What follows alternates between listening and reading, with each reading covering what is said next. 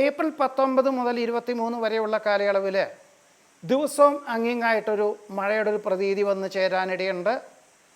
May 1-ാം തീയതി മുതൽ 7-ാം തീയതി വരെ തന്നെ മഴയ്ക്കൊരു തുടക്കം കുറിക്കുക.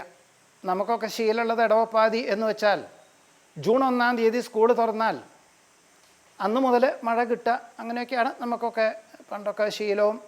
ഇടവപ്പാതി എന്ന് വെച്ച് കഴിഞ്ഞാലും അങ്ങനെയാണ് ഒരു പതിവ്.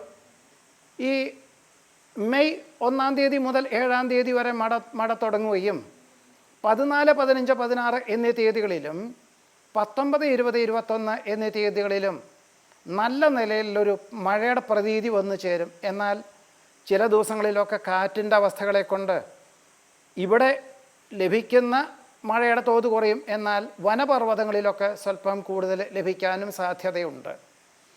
ജൂൺ 1-ാം തീയതി മുതൽ കൃത്യമായിട്ട് ഈ വർഷം കാലവർഷത്തിന് തുടക്കം കുറിക്കും. 1-ാം തീയതി മുതൽ 8-ാം തീയതി വരെ വളരെ നല്ല നിലയിലുള്ള മഴ ലഭിക്കും.